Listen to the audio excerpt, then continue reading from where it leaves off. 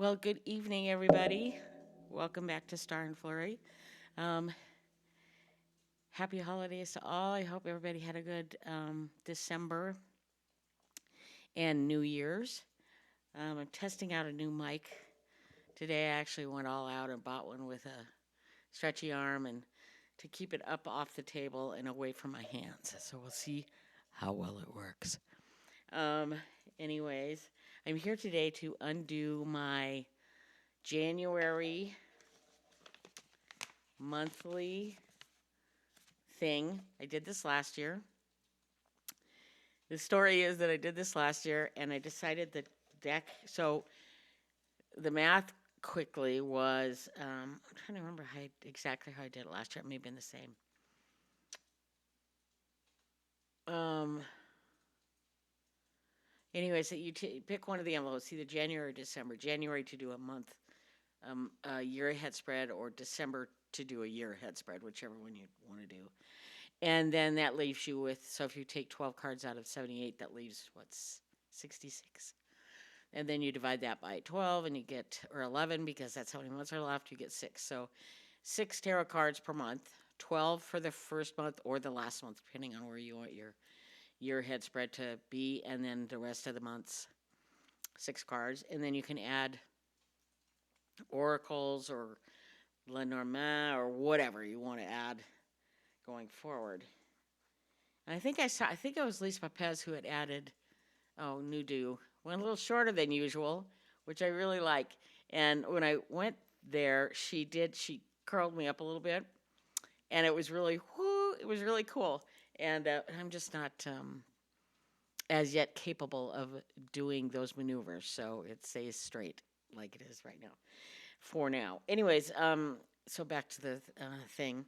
So I think it was Lisa Papez who added a Lenormand couple of cards to her thing last year, and I thought that was really cool when I was watching her kind of it's glue stuck on this kind of yearly not breakdown but yearly kind of review of how that went for her. So she made some changes, as did I. So last year I did the deck I picked. I can't even remember the oracle I picked was I can't remember the name of it, but it was the Don Michelle's oracle, and her second one, not the first one. And then, did I do other cards? Oh, I did one. I can't remember. I can't even remember what it was. So, word to the wise: if you do this, make a note to yourself which decks you're using. Because right now I have cards that I have no idea where they go. I didn't use the whole deck, but I have no idea what the oracle was that I used. I know Don Michelle's because I'd recognize hers right off the bat. But this one was like, I don't know. Anyway, so but the downside was for last year was I used the Deviant Moon because I wanted to get to know that deck better. And but the Deviant Moon, I mean, I literally have it stored in a cactus themed tarot bag. Probably wasn't a tarot bag when it was made. It was, a cosmetics bag or something, but it's perfect for what I use it for. But it's got cactuses all over it, and I specifically picked that bag for that deck because it is a prickly deck, in my opinion. And I never really gave it its due, and then it kind of, I asked it before I think I posted this down way back when, but I asked it, are you going to give me a fair shake? And it basically said, um, yes. You need to let go of every preconceived notion you have about this deck and the places we will go. It was a really cool read from the Deviant Moon, and so I said, okay.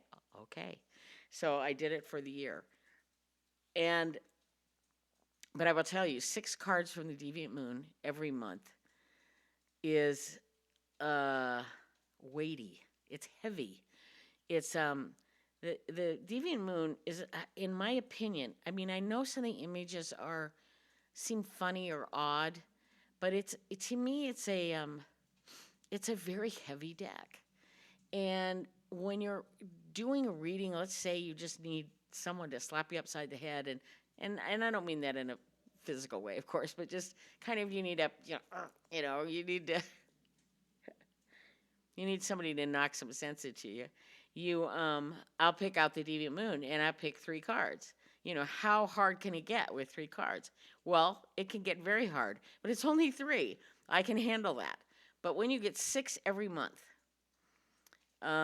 it's weighty. And it was not particularly, I got to the point where I really didn't even want to open my envelope. It's like, oh, I don't want to know what's in there. I did every month judiciously. I didn't record it. I'm going to try to do that for this year because I think it'll be more fun this year. But yeah, I didn't. Became something I really didn't look forward to, and that was the farthest way intention of doing this fun thing. And so I did it again this year, but this year, I think it's a good way. It's kind of like when I did the Tarot Advent with the group that Callie Bear put together. That you did a 3-card spread every day for the month of December, and it kind of I don't want to say forced you, but it allowed you to go through a full deck of cards, maybe even the full guidebook, which you don't always do, with kind of a purpose in mind. And so that's what this is to me as well. So I got to know the Deviant Moon. I'm not sure I like it any better than I did, except I understand it now, and I understand what it does to me. I understand how it affects me. I understand how to use it going forward for me. And for certain other readings, I will pull it out if I want a real kind of in-your-face, don't pull any bull crap, just tell it like it is. That's the deck I'll pick out. And I like it in that regard, but I don't like it as a monthly thing. It just, no, that's over. Sorry, I just have a really itchy nose. I don't know why that always happens. Turn on the record button and your nose starts running and whatever. So anyway, this is January. It contains my year ahead. So it contains 12 tarot cards, 2 oracle cards from Roots and Wings, I think. Yeah, Roots and Wings Oracle, and then 1 card from the Foolish Fishes Folk and Fairy Tale Cards of Fame or Fate and Fortune, which is just really interesting deck. I'll show that to you in a minute. And then 3 Lenormand cards from the Simplicity. So here's the Fate and Fortunes deck. It's pretty cool. Comes in a little tin, like something you'd buy Altoids in. This is, the deck or the guidebook for the Simplicity Lenormand. I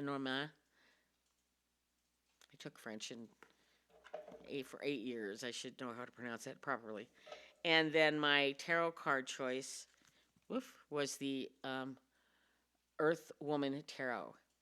I got this deck originally, and I was a little put off by it because of the no faces.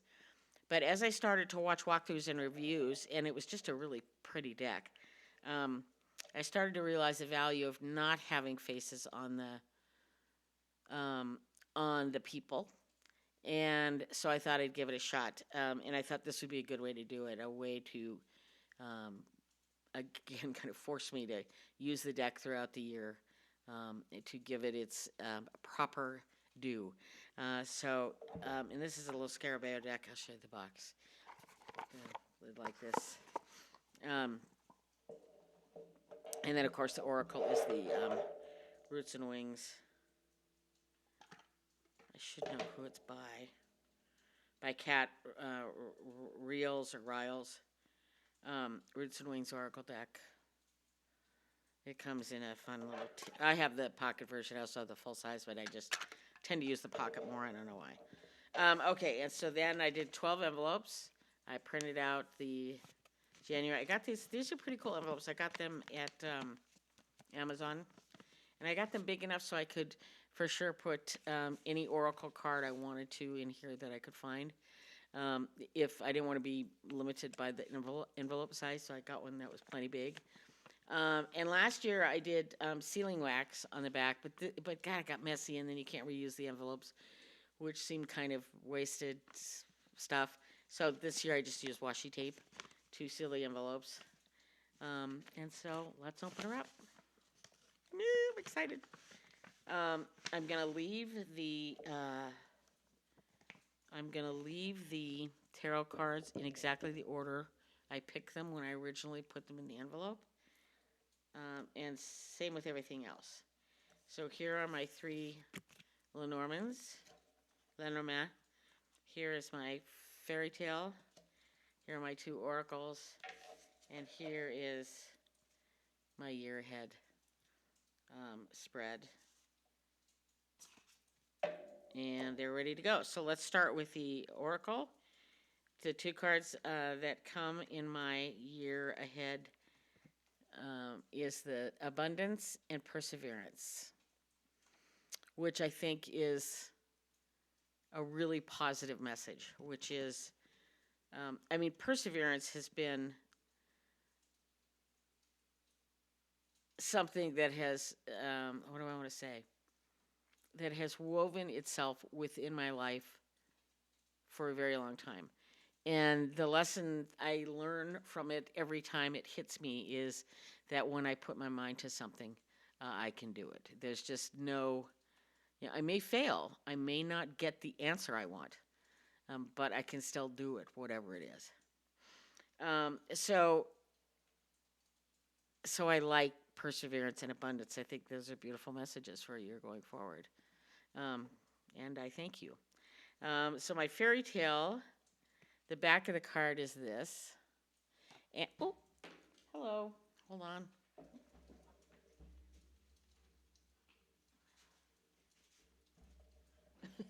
Didn't mean to send it flying across the room.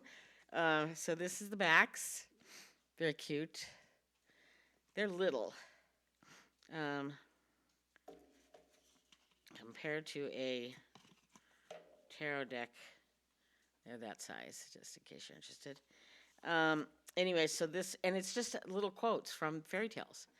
And you can, I guess, take what you want or will from them. Excuse me, I'll have a little sip.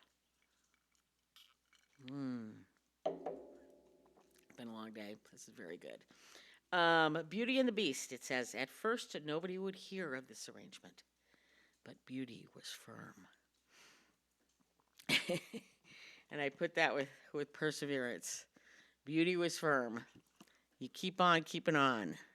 Do not stop. And my Lenormand cards are man, dog, and rider. Now, I am not a reader. Let me show these to you. This is a really pretty deck.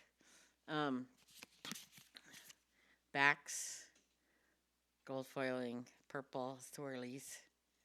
Isn't that pretty? The size, for those who are curious, is, they're not teeny tiny, but they're not tarot size either, so there's that. But they're very pretty. And I love the images. Lenormand, the decks I own several decks. I've messed with this system for a couple of years at least or more. I really enjoy Sunday nights with Becca and Jen Lynn. And they're, because Jen uses tarot and Becca uses Lenormand tiles and cards, and it's always interesting to hear her interpretations. Oops, still hit the microphone. But anyway, so here are the cards. Let me show them individually. So, Rider.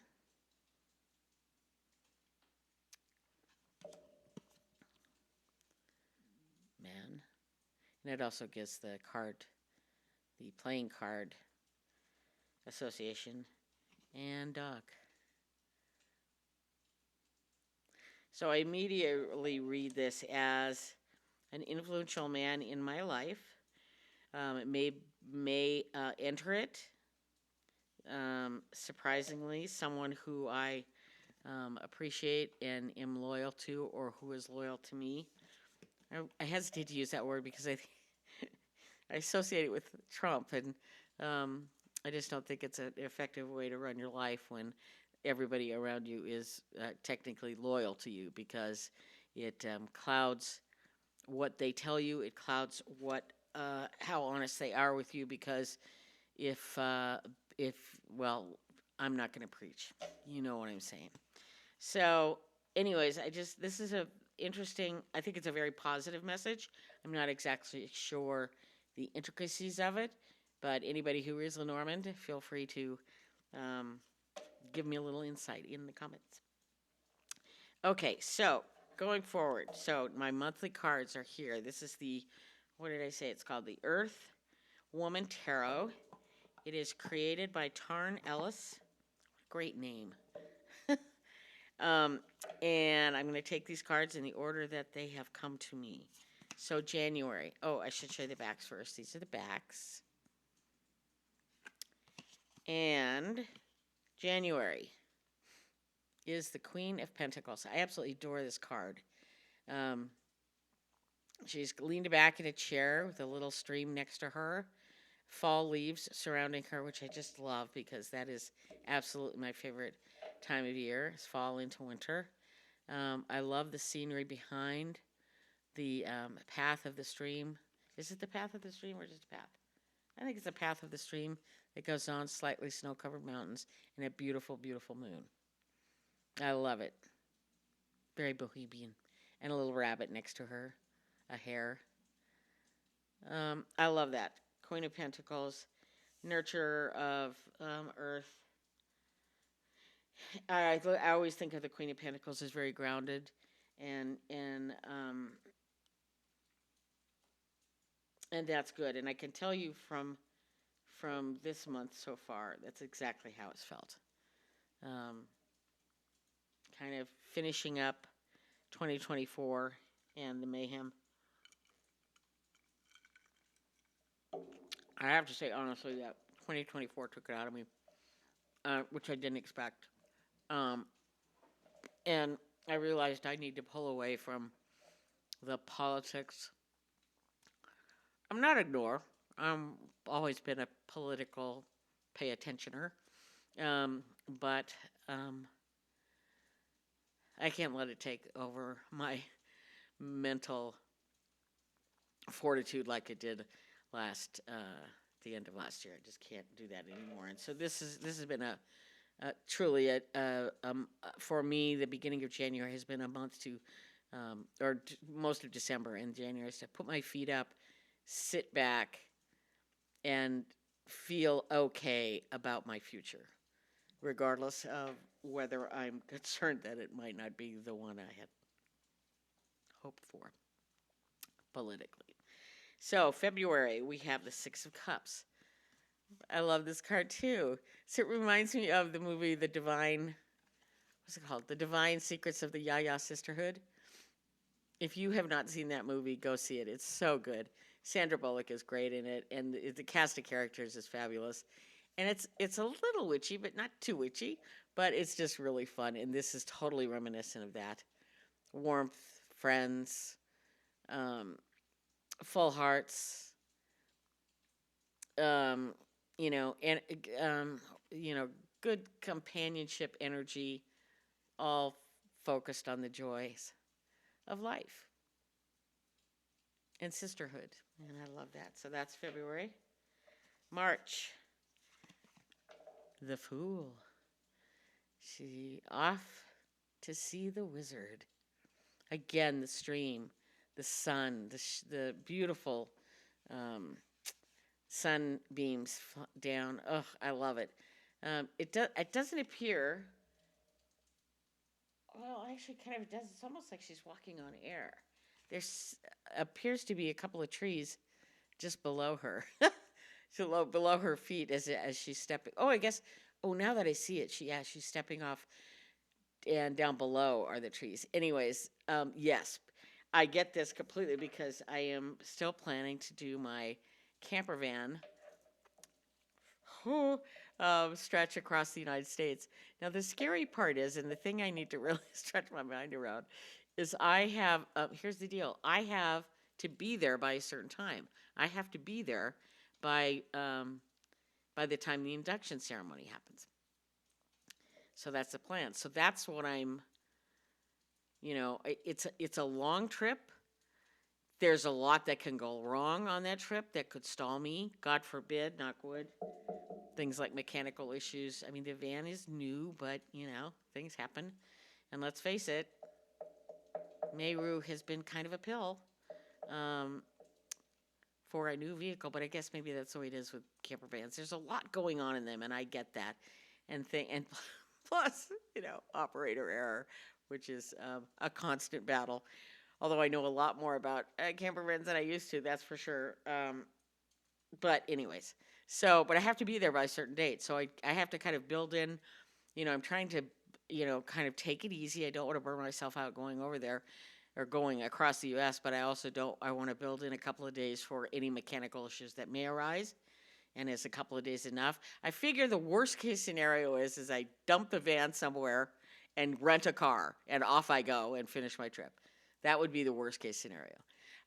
But anyways, but I've got to start planning it and getting it organized. Anyways, so I'm doing that and thinking about my trip there, but I have given absolutely no thought to coming back, which doesn't mean I'm not coming back. It just means I haven't given any thought to it. But I do need to be back here in time for Kite Festival in Long Beach, Washington, mid-August. So, and I am after Cooperstown. I am going up to Canada for a week, and then I'll have 2+ weeks, I guess, to kind of win my way back. So that should be plenty of time. But it's a long time to be gone. It's a long time to be living out of a camper. But I figure, the bottom line is, I never felt like I gave my first camper its due, or me my due, to figure it out and find a way past some of my fears. And I think I've done that. And so this will be it. This will be, am I going to enjoy doing this or am I not? Pretty basic question, pretty basic answer. I'll find out in a month. I'll be doing it for a month, and I assume that a lot will happen in that month that will either make me really excited to do something like that again, or make me want to just get home and sell the thing again.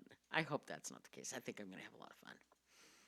But anyways, so that's just January, February, March. Okay, so April is the Two of Cups. Isn't that beautiful? Oh, I love it. They're just celebratory and cheers. And I love the mountains in the back and the snow. Look at those pants. Those are so cool. Anyways, okay, so that's January, February, March, April. May. The moon. Oh, I love this card too. Dancing under the moon. And each card seems to have that little bit of a path, which I just love, be it a stream or a path, I don't know.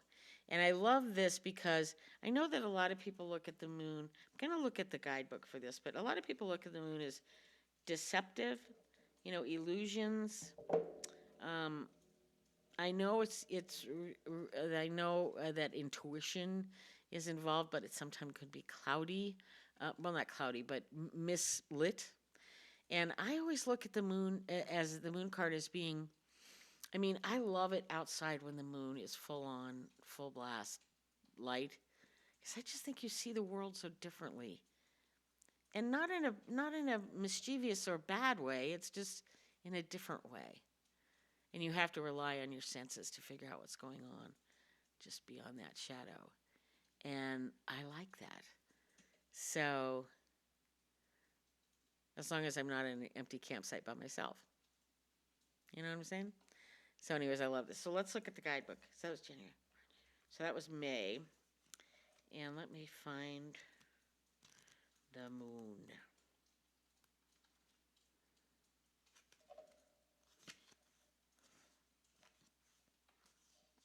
The moon, it says intuition, illumination, phases. The full moon in the sky illuminates a path winding into the distance. Yeah, so it is a path. The eye symbolizes the moon's great intuition.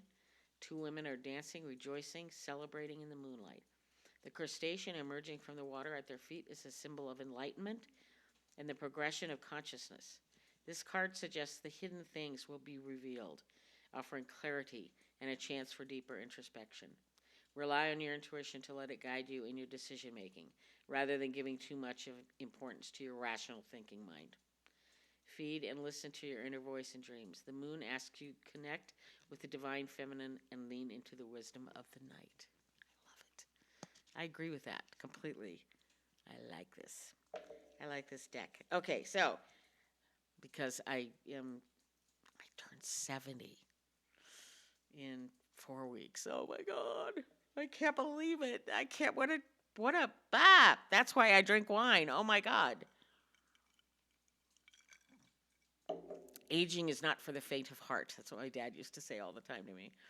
And boy, is he right. I mean, used to be that you had to do something really grueling to wake up sore in the morning, and now you just have to wake up. You're like, oh God, what did I do? Anyways, so January, February, March, April, May. So June is the Ace of Cups. Look at that card. I love the dove. I like the hand. I love this card.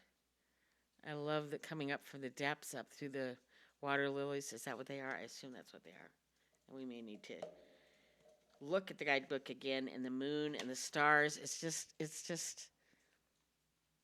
I was watching, it was really interesting. I was watching Robin at Toadstool Tarot this weekend doing a walkthrough, or not a walkthrough, but just kind of a discuss through of the Ehrenberg Tarot, which is, if you're familiar with it, it's the one where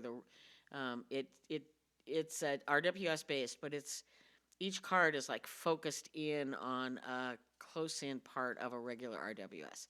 So it's very face-oriented with a bit of symbolism around it. It's a really cool deck, and I love it. And as Robin said, it's probably born to be an instant classic. It took the RWS and turned it on its ear a little bit, and I think people were very surprised by that, and it's really just beautifully, beautifully done.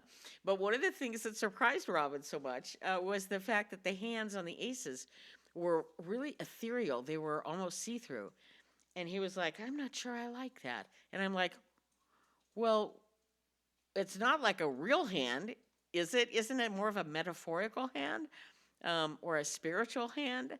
I just thought that was so interesting. He said a couple things. The other one he remarked about was the Knight of Pentacles.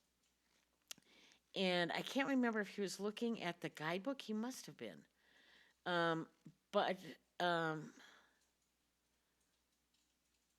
think because it was close in and it focused on the rake of the Knight of Pentacles.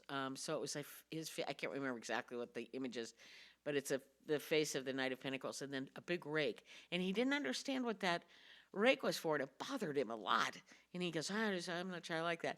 And it made me question what I think about the Knight of Pentacles. So I started kind of looking at the actual RWS and my copy of the Ehrenberg, and I went back and kind of shook down some guidebooks and this and that. And finally I came upon one that said that the distance, if you look at a regular RWS Knight of Pentacles, in the back, there's a very beautifully tilled parcel of land. And if anybody's ever watched or done that, I've never done it myself, but I've watched tillers and people. It's a very methodical, patient process to till and churn the dirt for planting and churn in mulch or whatever, or compost or whatever you're churning to help the soil be strong and healthy. That process is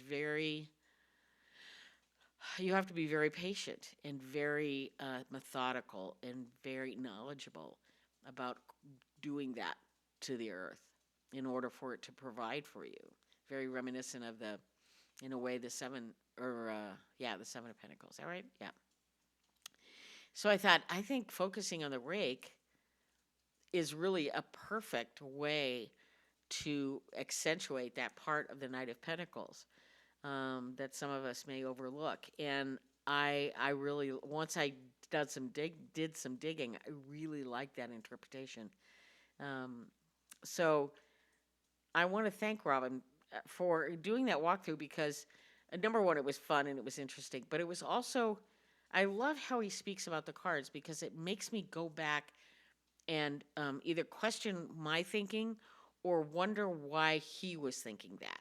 And I never come away un disappointed. I come away with more understanding of a card and pieces of the RWS that I just never. I mean, honestly, in the Knight of Pentacles, I never noticed that tilled land behind him until Robin mentioned the rake in the Ehrenberg Tarot.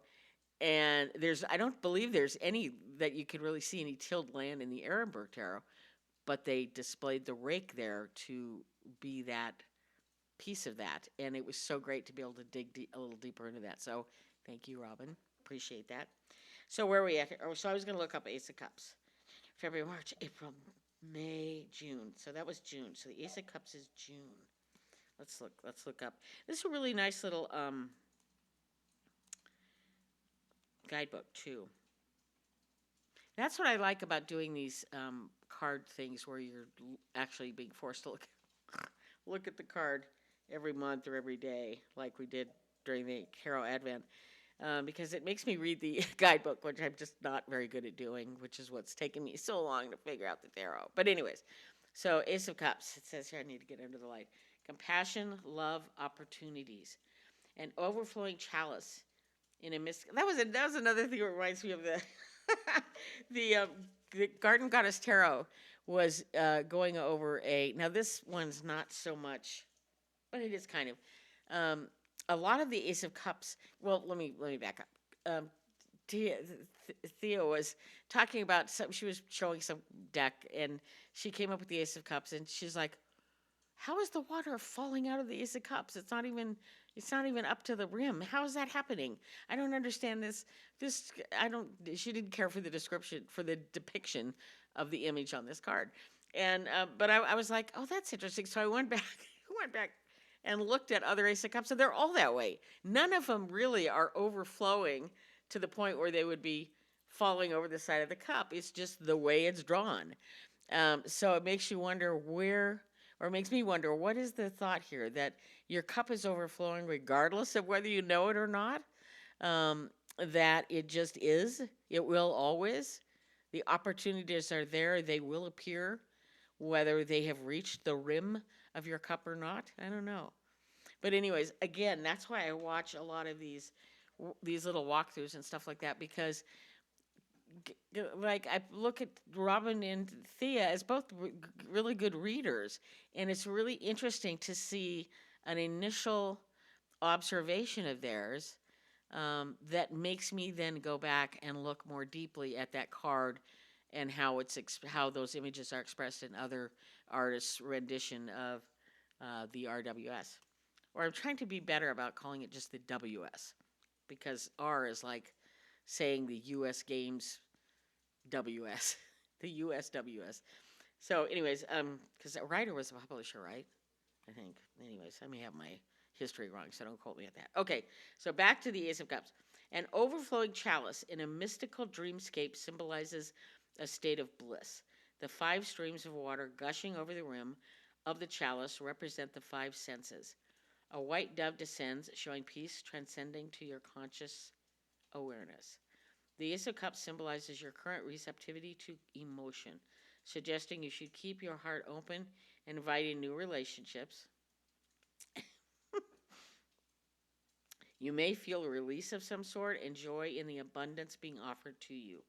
Connect with your senses and see what you can learn through them. Be ready to give and receive. Showing and accepting love, compassion, and understanding. Take this wonderful cup and drink up.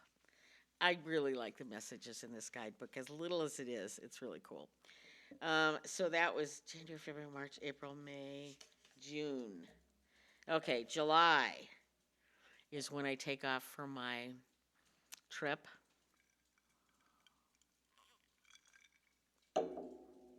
Very exciting. And I get the 4 of Pentacles. What a cool image, too. He looks like he's out in the desert, which I... yeah, kind of out of not necessarily, kind of venturing upon your own. And that is exactly what I'll be doing. So, And the closer it gets, and it's January, for God's sakes. I've got a lot of months ahead of me, but even now I'm kind of like, is it gonna be? Am I gonna be okay? I think I'm gonna be okay. So the Four of Pentacles out in the middle of nowhere, surrounded by nothing. Or well, wait, there's a little bit of a city there. Okay, there's people around. You are fine. Be mindful. Be smart. Hold tight to your resources and know how to use them. Um, you'll be fine. So that's my Cooperstown monthly card. That was July. So August is Justice. What a beautiful card. Look at that. Oh my gosh. I love that dress. I wish I had a figure to wear that dress. I used to when I was a younger girl. Isn't that beautiful though? Oh my gosh. So to me, this speaks of balance. Um, and that's what I'll need to be doing. This will be the end of July, beginning of August, in terms of balancing my time and my resources to get back here to be able to get down to the beach in time for Kite Festival. So I need to manage things well. I need to be mindful of giving each and everything its proper weighted due. And I don't take that lightly at all. So that's August. September, it all comes crashing down. Not really. Three of Swords. I used to not like this card a lot. Not this particular card, but the general normal description with the heart and the swords and the rain. But I think I was listening to somebody a while back, and I wish I could credit them, but they were talking about the fact, maybe it was Lisa Pepez, that's saying, the swords really are about your head, not so much about your heart. And so the Three of Swords may be speaking to the fact that your mind has so much power um, in freaking understanding heartache to the point where it will pierce you even harder. Like we all, as we all, tend to say, we beat ourselves up far harder than anybody else ever could. I remember my dad said that to me. I never had the heart to. Well, actually, there's a great line in the movie Ordinary People where Don Sutherland's character is finally telling Conrad, his son, saying, "Look, I didn't need to go after you. You were always so hard on yourself." And my dad had said that to me at some point as well. He said, you get yourself in a lot of trouble, and you don't always make the wise decisions. But it's raking you over the coals for that kind of stuff just never made sense to me because you are so awfully good at it. So that to me is this card. And I think it's to notice and remind yourself that while your head is very good at noodling things out and finding the logical patterns and everything, it's not always the best solution to the pain that may be occurring in your heart and your emotions. That sometimes you just need to let them happen. And eventually it will rain, and eventually they will be washed away. It's okay. Three of Swords is the Three of Swords is not going to kill you. May not make you stronger. We don't know about that, but it's not going to kill you. And sometimes you just need to let your mind rest. Put it away and let your emotions just let yourself just feel like shit for a while. It's okay. We're all there. We've all been there. We'll all be there again. So I'm not going to be scared of this card. Okay, I got 3 more left. October, Temperance. Coming back into balance with oneself, which I always do in the fall. So this card is just so apt for it's a time of battening down the hatches, getting ready for fall, getting ready for winter, winterizing the van, making sure my snow tires are on, getting ready for all that stuff. Yes. November, 6 of Cups. Or is it 10 of Cups? I'm sorry, 10 of Cups. I was going to say, what's the rainbow doing here? 10 of Cups. Isn't that beautiful? Oh. Love it. That's a good sign. And for December, the 6 of Wands. Oh, I loved it. The divine secrets of the Yaya sisterhood comes again. After, when was it here? It was here originally in February. It's back again in December. Oh, I love it. Well, I thank you, Earth Woman Tarot. You've given me a lot to think about, and you've given me a very positive, in my opinion, very positive outlook on the coming year, and I'm excited about that. Um, in terms of actual, I'm going to keep these in order, kind of. Um, that was fun. Thank you for coming along on this ride with me. Um, I I'm gonna try to do better at doing more videos. I got into a real funk after the election, and then I had that kind of weird health hiccup months prior to that that put me on a trajectory that everything's fine, but it just put me on a kind of a reflective um, trajectory about you know, things like that happen, and suddenly you're as old as you are, and not forever, not for long. But I was going to say, up until that point, you know, people say, well, you know, we know that you're 60 something, but what are you in your head? And I, for the longest time, was pretty firm on like 34. I may have been older at one point in my head, but that was kind of the number that always stuck with me for the longest time. But after that little hiccup, it, you know, suddenly I'm like, well, you know, how old am I? 69. But I came to terms with that, and I'm now back to. I'm a little older than 34, but not much. Um, you get past those things, you know. It's good to have that reality strike every once in a while. There's nothing wrong with it, because the reality is the reality, and the reality is I'm turning 70 in 4 weeks. Ah, but it's okay. I'm looking forward to it. I think it's, you know, you spend, just like I tell people who are about to turn 50, they're like, oh, I'm about to turn 50. I'm like, hey, you know what? I think I've said this before too, but hey, you know what? You spent the last 4 years, people say, ooh, almost 50. And once you turn 50, you get about 4 years or 5 years of people going, you're 50? No way. They can't believe it. So there's that wonderful, there's that 4 year spread before, which is like, oh, this sucks. And then there's that 4 or 5 years after where like, yeah. So don't worry about turning older. Jesus, you know what the hey? We all do it. We all get there. No Botox, no whatever you do is not going to stop the march of time. And there's that. So, anyways, I'm done. Thank you for coming on this walk with me. This was really fun. And I look forward to doing a monthly recap with my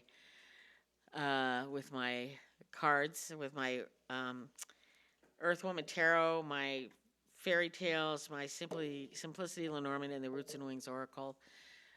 Will be a fun walk, or a fun video to do at least once a month through the rest of the year. And I guess I'm done. Okay, thanks for coming by. Always appreciate it. And I look forward to seeing you next time. Star Flurry out.